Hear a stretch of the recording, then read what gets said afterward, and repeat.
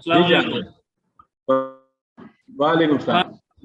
हाँ जी, आपने मुझे कहा कि मार्केट का व्यू दे रहे हैं, तो मार्केट मेरे ख्याल से इस वक्त जो है, मैं ये देख रहा हूँ कि इस वक्त बेरिश डाइवर्जेंस बना के मार्केट नीचे आई है और काफ़ी हद तक करेक्ट कर चुकी है। अच्छी बात यह है कि मार्केट जब नीचे आ रही है तो आपके वॉल्यूम जो है वो डिक्रीज हो रहे हैं।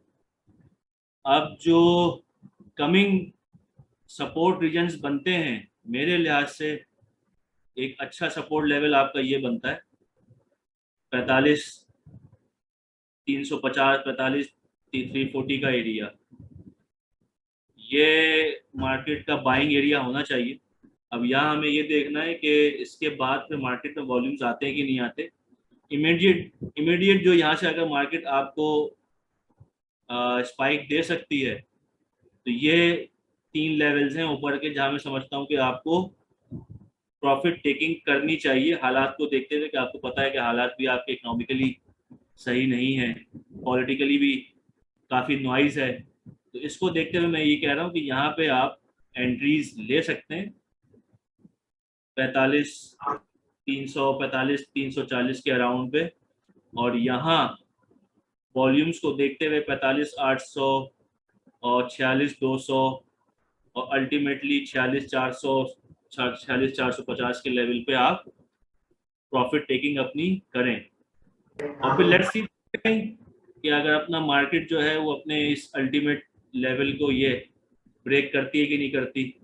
47,022 या 47,000 को ब्रेक करके ऊपर खड़ी होती है और कंटिन्यू वॉल्यूम आने शुरू होते हैं, एक दो कैंडल्स इंतजार करते हैं, तो उसके बाद फिर हम ये कह सकते हैं कि मार्केट अपना ये जो उसने एक ट्रेंड बनाना शुरू किया है, ये शायद कंटिन्यू कर ले।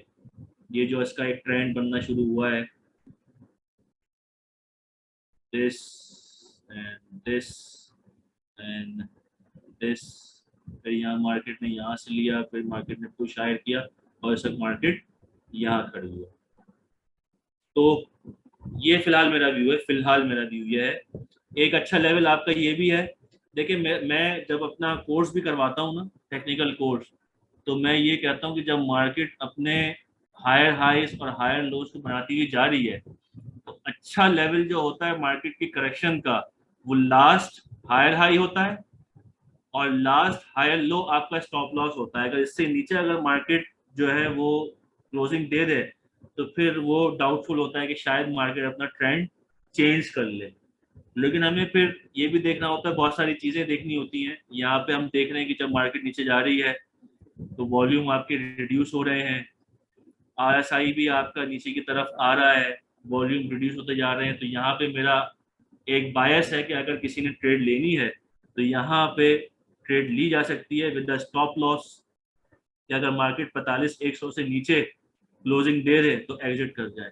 अच्छा जैसे इसमें एक चीज है, अगला वीक आपको पता है रोल ओवर वीक है, तो अगले वीक में आप हम प्रेशर देख सकते हैं।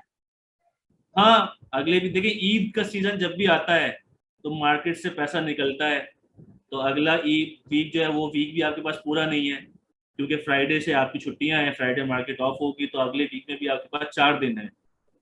4 दिन है वीक के, ईद का सीजन है और रोल ओवर वीक है। तो इसको देखते हुए कह रहा हूँ, बेसिकली मैं ये लेवल पे बाइंग इसलिए कह रहा हूँ कि ओवरली पे इस वक्त मार्केट आपकी बहुत ही ओवरसोल्ड रीजन में है, बहुत ज्यादा। तो मेरे ख्याल से मार्केट आपकी ये 45,300 को टच करके एक आपको एक स्पाइक दे सकती है। हाँ, ये कंसिडरेशन में मैंने आपको पहले ही बता दिया कि आपके मुल्की हालात, पॉलिटिकल इंस्टेबिलिटी, इकोनॉमिकल कंडीशंस आपकी प्रेशर में है, रोल ओवर वीक है, ईद का सीजन है। तो यही सब देखते हुए मैं ये कह रहा हूँ कि आपके जो ये अच्छे लेवल्स अगर आए तो यहाँ पे आप प्रॉफिट टेकिंग करें। अगर आपने यहाँ पे एंट्री ली भी है, अगर लेते हैं 45,350 पे एंट्री लेते हैं, तो अपना स्टॉप लॉस आप 45,100 पे रख सकते हैं। 45,100 पे आप स्टॉप लॉस रखें, इसके नीचे मार्केट अगर क्लोजिंग दे दे तो आप एग्जिट कर जाएं और फिर अच्छे लेवल्स का वेट करें।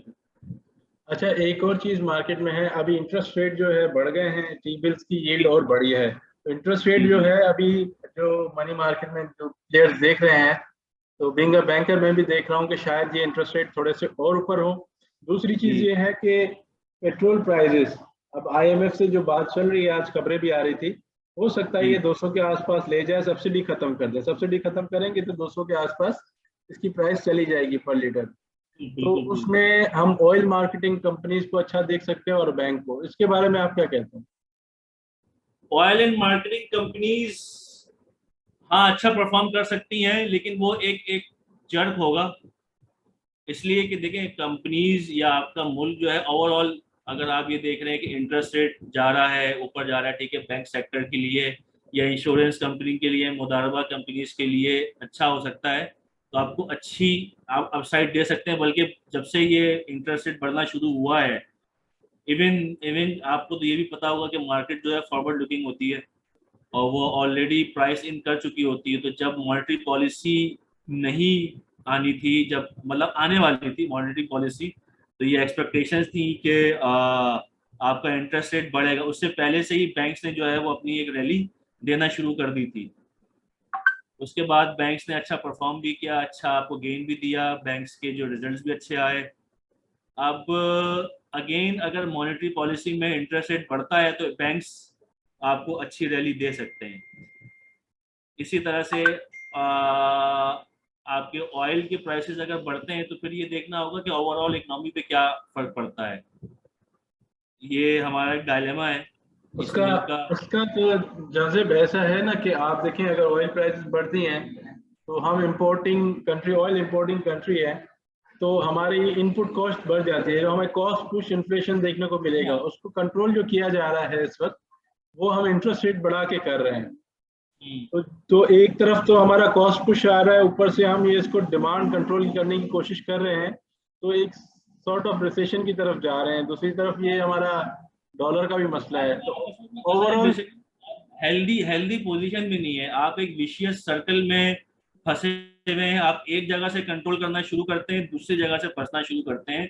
अब आपका ऑयल की प्राइसेस अगर बढ़ रही हैं ठीक है, लेकिन फिर अगेन डॉलर बढ़ेगा, आपके मनी पे, आपके रूपी पे प्रेशर आना शुरू होगा। इंटरेस्ट रेट बढ़ेगा तो जिन कंपनीज का डेट टू इक्विटी रेशियो ज्यादा है, वहां उनकी कॉस्ट ऑफ गुड्स सोल्ड या कॉस्ट बढ़नी शुरू हो जाएगी, उनके मार्जिन स्क्वीज होने शुरू हो जाएंगे। जब वो मार्जिन से ज्यादा स्क्वीज होने शुरू होंगे तो अपने प्राइस बढ़ाएंगे। जब प्राइस बढ़ाएंगे तो यकीनन फिर वो आम आदमी पे, कंज्यूमर पे बोझ पड़ेगा, लोगों की बाइंग पावर कम होनी शुरू होगी। तो ये अगेन भी एक विशियस सर्किल में हम फंसे हुए हैं। यही मैं कह रहा हूँ ना कि इस वक्त आपके इकोनॉमिक इंडिकेटर्स जो है वो हेल्दी नहीं है। वो राइट। तो किसी फिर एक सेक्टर के लिए, अगर इंटरेस्ट रेट का बढ़ना या ऑयल की प्राइसेस का बढ़ना किसी एक सेक्टर के लिए, कुछ कंपनीज के लिए बेहतर है, तो वो आपको एक शॉर्ट टर्म गेन दे सकती है। लेकिन चूंकि आपकी पूरी इकोनॉमी इस वक्त प्रेशर में, तो वो मैं नहीं देखता कि लॉन्ग टर्म में आपको कोई अच्छा गेन मिलेगा। वो एक शॉर्ट टर्म गेन हो सकता है, आप एंट्री लें और अपने अच्छे लेवल से प्रॉफिट टेकिंग करके बाहर आ जाएं। हाँ, मैं ये जरूर कहूंगा कि इस वक्त चूंकि मार्केट आपकी प्रेशर में है, आपका मुल्क ओवरऑल आपको पता ही है, आप उस पर मैं ज़्यादा अपने व्यूज पॉलिटिकल नहीं दूंगा, आपका पॉलिटिकली इंस्टेबिलिटी है।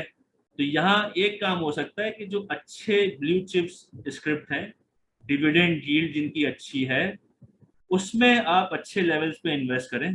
और अगर ट्रेडिंग भी करनी है तो उसी में करें, ताकि अगर आप ट्रेडिंग में कहीं गलत एंट्री ले भी लें तो वो आपके डिविडेंड से कवर अप हो जाए। इस वक्त जो हाई वोलेटाइल स्क्रिप्ट्स हैं उसमें बहुत ही आपको स्ट्रिक्ट स्टॉप लॉस के साथ काम करना पड़ेगा। आप कंप्लेसेंट नहीं होके बैठ सकते, जहां आप कंप्लेसेंट होंगे वहां आपको नुकसान हो सकता है।